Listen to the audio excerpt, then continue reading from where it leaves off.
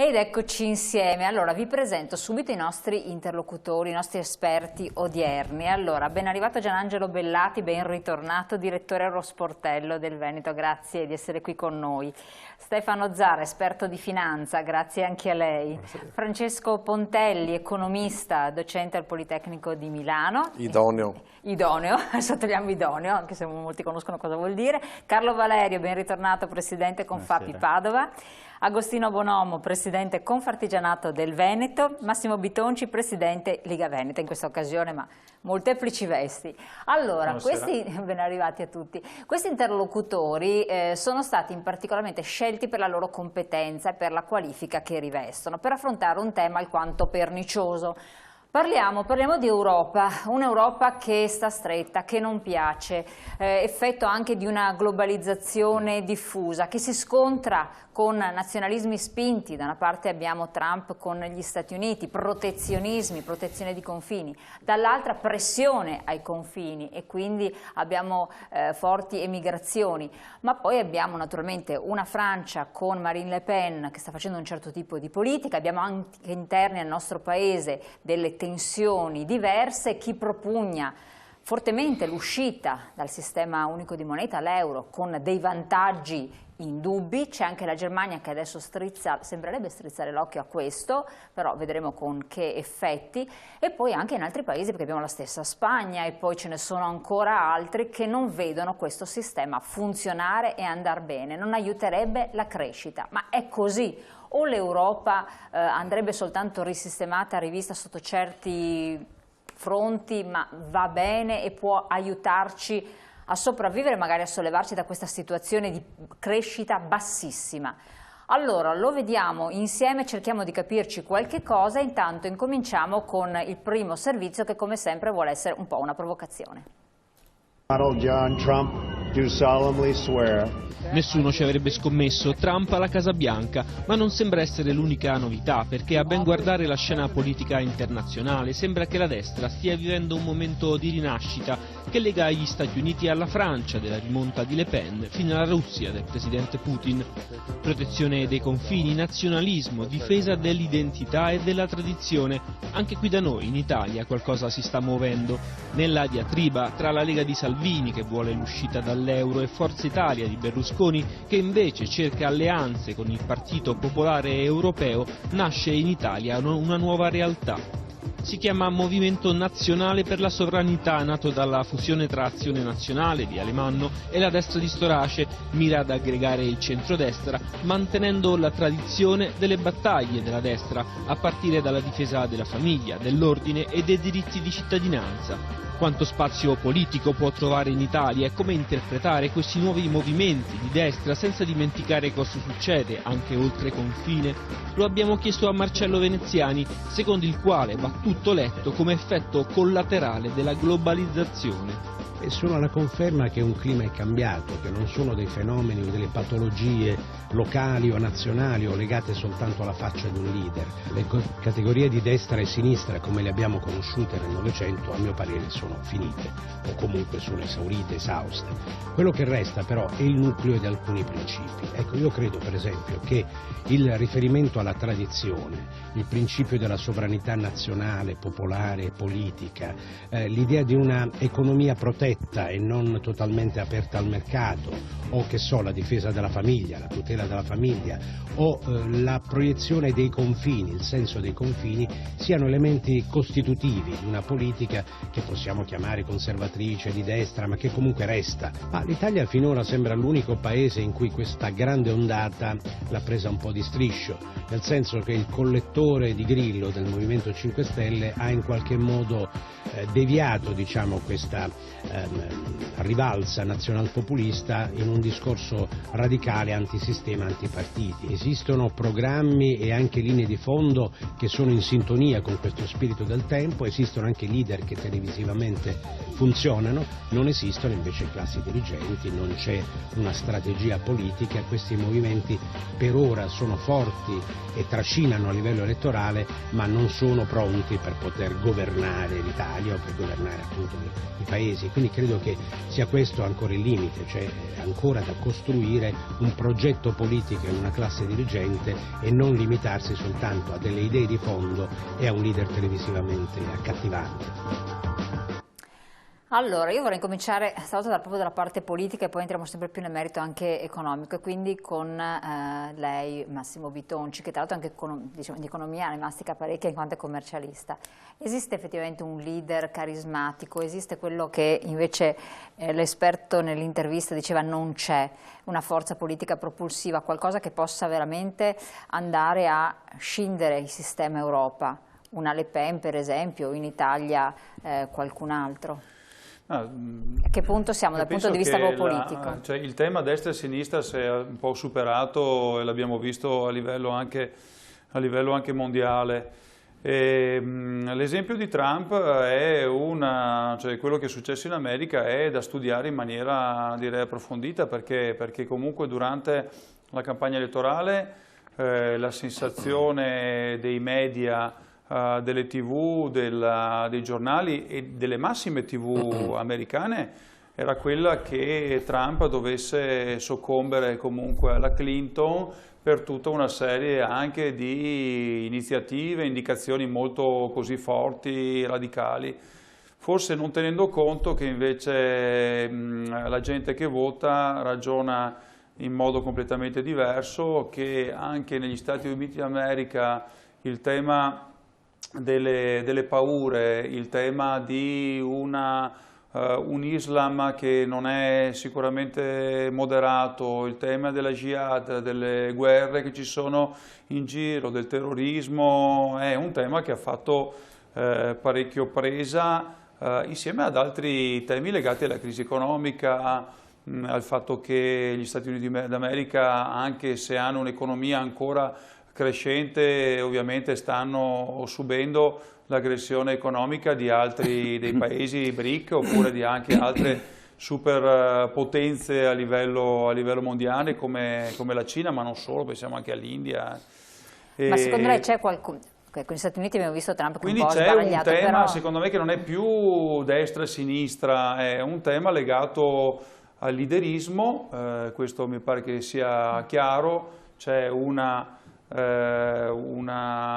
diciamo, diminuzione molto evidente del ruolo dei movimenti, dei partiti politici anche a livello anche italiano e anche a livello mondiale, mentre nascono dei movimenti che vanno a captare voti sulla figura del leader massimo, come è successo con Trump, ma anche abbiamo altri esempi europei, perché insomma anche la Le Pen, anche su temi populisti, non lo so poi se sono populisti, io continuo a dirlo perché dopo alla fine io essendo anche presidente della Liga Veneta, in ogni trasmissione, in ogni posto dove vado, alla fine c'è questo refrain del populismo, però in realtà insomma i temi sono temi che senti anch'io da già sindaco, insomma sono i temi che sento in giro per le strade, in mezzo alla gente continuamente, il tema della famiglia, il tema della crisi economica, il tema del lavoro, il tema dell'immigrazione. Possiamo contenere questa immigrazione, direi molto difficile, il tema della sicurezza, il degrado delle città. Io non so se questi sono temi populistici oppure ci si nasconde dietro questa parola per dire che effettivamente sono temi che la gente sente perché sono dei temi reali. Quindi, e dopo vedremo quanto questo va contro il sistema Europa oppure no, fattibilmente. Quindi, Presidente, lei che cosa ne dice? Ravvede delle forze anche politiche di leader o qualcosa che possa andare a mettere in discussione un sistema Europa e poi di conseguenza se questo potrebbe essere anche un danno a livello economico?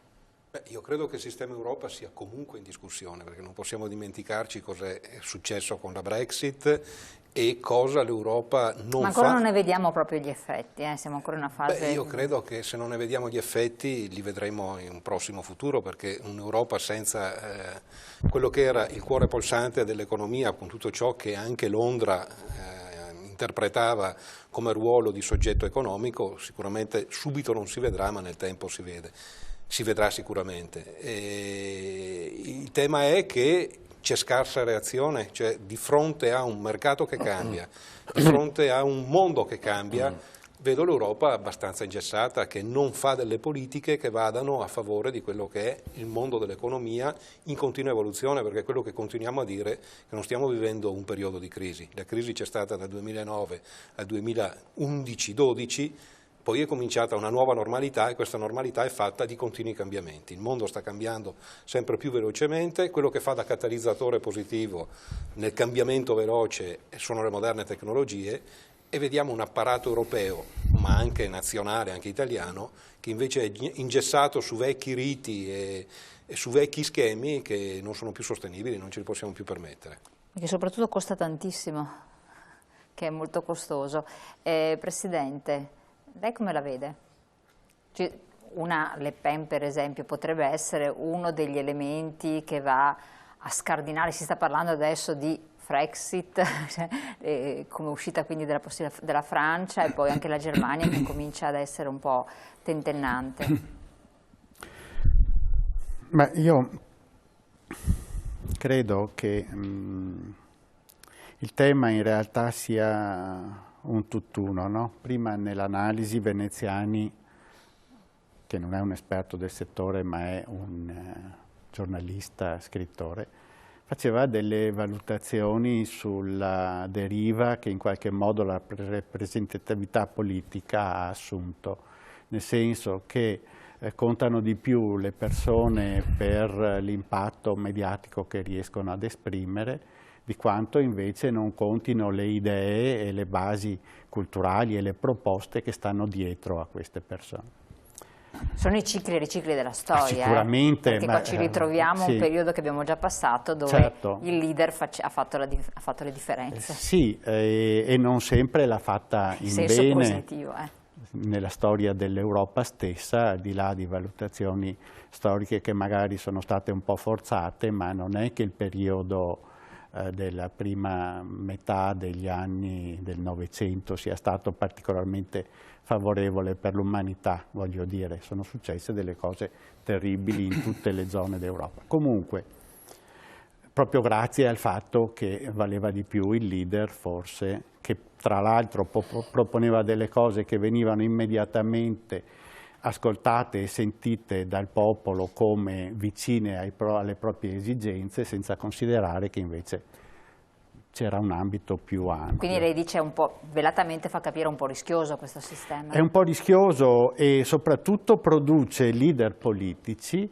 che sono legati alle esigenze e alle spinte emozionali del momento. E quindi una possibile presidenza Le Pen in Francia, anche se poi bisognerebbe vedere come sarebbe declinata nei fatti e come potrebbe davvero essere declinata, viene vista come una soluzione di un problema perché i messaggi che lancia sono chiari e vanno in una direzione abbastanza precisa, ma vanno in una direzione precisa che è quella ideologica legata al tentativo continuo, che sta anche riuscendo, di prendere voti. È un po' quello che ha fatto Trump negli Stati Uniti. Perché Trump ha avuto successo? Ha avuto successo soprattutto perché dall'altra parte il candidato scelto dai repubblicani, sì, insomma, vabbè, dalla parte, ecco, perché da loro si chiamano in modo diverso, era assolutamente debole, ed era debole perché rappresentava quel distacco oggettivo che il mondo politico ha sempre, via via, negli ultimi tempi, sempre di più manifestato nei confronti della realtà, quella sì oggettiva, del vivere delle persone. E quindi chi poi va a toccare alcune leve che sono quelle che toccano di più emotivamente le persone, si fa anche ascoltare, ma non necessariamente questo vuol dire che abbia un disegno e un progetto, e non necessariamente vuol dire che quando poi si troverà a esercitare il potere che gli è stato dato possa davvero fare le cose, perché distruggere è facile, ma poi per raccogliere i pezzi e rimetterli insieme servono persone che siano capaci di fare questo e che lo facciano con attenzione e competenza. Le due cose non sono necessariamente coincidenti. Direttore, lei ravvede una deriva, chiamiamola populista, una messa a rischio dell'Europa stessa in questo momento? Se ne parla tutti i giorni sui giornali, magari non fa la grande notizia, però tutti i giorni c'è questo accento puntato su un'Europa punto di domanda. Sì, beh, l'Europa è in crisi, questo è assolutamente innegabile. Dobbiamo tenere presente, io sono d'accordo con quello che diceva il Presidente Confartigianato, è un po' addormentata perché in un momento di difficoltà tu dovresti reagire. Dobbiamo anche dire però perché è in crisi in questo momento perché per una crisi economica un po' generalizzata gli Stati che compongono la stessa Unione Europea tendono a voler rinazionalizzare le politiche, riportarle sul loro territorio. Perché hanno visto che non funzionavano? Ma non perché hanno visto che non funzionavano, la cosa è abbastanza anche irrazionale in un certo senso. Quando tu cominci ad avere meno soldi a disposizione o dei paesi che funzionano peggio di te, guardiamo soprattutto quelli più efficienti, evidentemente cominci a dire meglio che conduca io il gioco, no? Posso dare meno risorse a questi altri paesi, quindi c'è una politica di coesione di aiuto agli altri che si riduce. Tendenzialmente quando c'è una crisi, ma lo vediamo anche nella società nostra, in tutte le nostre cose, nel nostro Veneto, in Italia, quando tu hai una situazione di crisi tutti tendono un pochino, come si usa dire, a tirare i remi in barca, a cercare di dire intanto risolviamo i nostri problemi, poi risolviamo quelli degli altri. Questo è l'atteggiamento che si è verificato, però ha avuto complice l'Unione Europea, appunto un po' addormentata, perché soprattutto negli ultimi 15 anni anche gli stessi funzionari europei, noi rappresentiamo con Eurosportello una direzione generale della Commissione, quella che si occupa proprio di crescita, di impresa, e sul territorio noi dovremmo cercare, per quanto piccoli siamo, di avvicinare le istituzioni, i finanziamenti, i programmi alla gente, no? E questo è l'Eurosportello. Allora cosa abbiamo notato? Noi che i nostri, diciamo, referenti a Bruxelles hanno meno quell'ideale europeista che c'era una volta. Quindi quando gli Stati hanno cominciato a dire trasferiamo su di noi, riprendiamo dei poteri che avevamo dato, non hanno reagito, hanno lasciato fare, si sono anche, diciamo, un pochino deresponsabilizzati. Quindi in un momento di crisi l'avere un'istituzione un po' addormentata, un po' meno coraggiosa, diciamolo come lo vogliamo, ha favorito ancora di più una critica rivolta a questa stessa istituzione. Ora, se noi guardiamo anche per essere concreti, si parla sempre questa Europa non va, ne abbiamo bisogno di un'altra. Allora cerchiamo però di essere anche concreti. Che cosa vuol dire un'altra Europa? E questo sarebbe bello anche sentirlo. Io lo dico in due parole. Normalmente qualsiasi potere oggi è tripartito. Tutti i poteri sono tripartiti. Abbiamo il potere legislativo, il Parlamento, il potere esecutivo, i ministeri, in questo caso la Commissione europea, il potere giudiziario, in questo caso la Corte di Giustizia di Lussemburgo. Il problema dell'Unione Europea è che c'è un quarto organismo costituzionale fondamentale che proprio per colpa degli Stati ha aumentato fortissimamente di potere, che è il Consiglio dei Ministri dell'Unione Europea. Sono i Consigli europei quando si trovano a livello di capi di Stato e di Governo, a livello di ministri, Consiglio dei Ministri dell'Unione Europea. Questo organismo è quello che frena l'Europa, perché tu non hai un'Europa di cittadini, un'Europa di popoli, quando trasferisci i poteri legislativi da un Parlamento eletto ad un governo, ad un insieme di governi nazionali. Non è più Europa, sono gli interessi di singoli Stati che devono trovare in qualche modo un compromesso. Questa situazione non va bene. L'idea mia, forse un po' personale, però è quella che questo organismo deve essere ridotto. Il potere deve andare soprattutto al Parlamento europeo, perché è formato da gente che è eletta. O è un vero potere legislativo, pensiamo agli eurodeputati, sono eletti per esempio per quanto riguarda noi in Veneto, una circoscrizione che comprende il nord-est, l'Emilia-Romagna. E sono loro che dovrebbero in un certo senso fare le leggi. Invece così oggi non è. Ma noi saremmo ben rappresentati? Dunque, allora, io adesso non voglio fare un giudizio di singoli europarlamentari, io guardo al potere che ha l'istituzione Parlamento europeo, l'ha aumentato molto con l'ultimo trattato, quello di Lisbona, ma nello stesso tempo ha aumentato il potere anche il Consiglio dei Ministri, quindi questo è un ostacolo. Tu non puoi avere un'Europa se ogni momento gli Stati nazionali pongono dei vincoli all'azione del governo, che è la Commissione europea, e del Parlamento europeo. Tu devi dare, se vuoi un'Europa vicina ai cittadini, potere a chi è eletto, e chi è eletto sono gli eurodeputati. Che poi singolarmente uno lavori bene, uno lavori male, questo è un altro discorso. Uno si quindi comporta bene. Basterebbe agire da questo punto di vista, quindi senza scindere l'Europa, spaccarla oppure creare altri sistemi. Do adesso la parola anche a voi naturalmente, però voglio che abbiate un po' di tempo per parlare, quindi andiamo prima in pubblicità, velocissimi, poi torniamo insieme.